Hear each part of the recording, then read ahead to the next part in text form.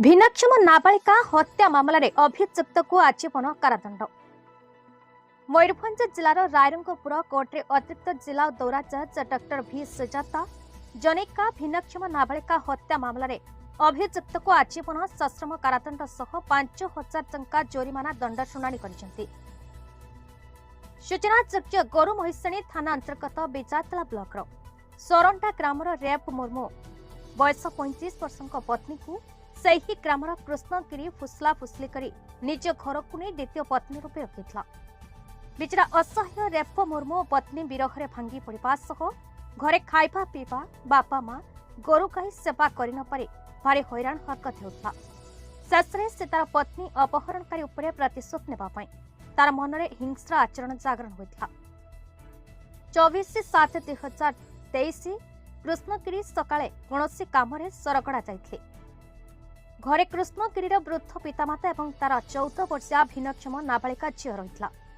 Rape Murmu Krishnagiri घरे नथिबा जानी प्रतिहिंसा परायण होई हठात एक पनिकी धरी कृष्णगिरी घरे पशि भिन्नक्षम झीर बेक को चोटे पकाई द्रुत गति खसी पलाउथिबा कृष्णगिरी बापा देखा आइथिले। झीटी जंत्रणा छटपट रक्त जिड़पुड़ अवस्था घर चट्टाण उपरे मरी जाइथिला। गाँव कुहाकुई हेउथिले बाप खाइला ताल छुआ को हेला काल। निरीह भिन्नक्षम नाबालिका निज बापर कुकर्म जोगु मृत्यु जंतार पड़ा। परे घर लोके ग्रामवासी गोरु महिषाणी थाना को खबर देते।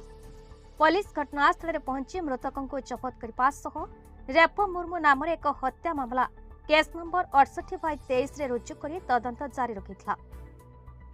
आज रायरंगपुर कोर्टे अतिरिक्त जिला दौरा जज डॉक्टर भी सुजाता शुणाणी 16 जन साक्षी पुलिस रिपोर्ट एवं पारिपार्श्विक घटना को विचार को नहीं अभियुक्त रेप मुर्मू को आजीवन कारादंड सह 5,000 टंका जोरिमाना अनाद्य 6 मास दंड शुणाई कर। सरकारी एपीपी पंकज दास परिचालन सहयोग करते।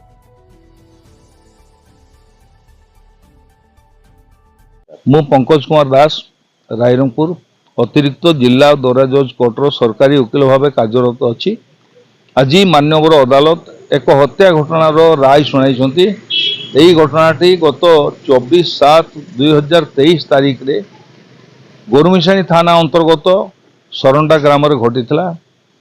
यही मकदमार आसामी रेप मुर्मू घटना दिन गोटे भिन्नक्षम नाबालिका छुआ को 14 वर्षर छुआ को गोटे पनिकी साहाय्य तार बेक को काटी देथिला। ए घटनार कारण थिला कि मृतक लिपि गिरीर बापा आसामी रेप मुर्मूर स्त्री को द्वितीय स्त्री भावे विवाह करी तांको घर को नहीं आसथिले। जार राग रखी आसामी रेप मुर्मू प्रतिशोध नेबा पई एई नाबालिका झीटा को सही घटना दिन ताको मर्डर करथिला पनिकी साहाय्य।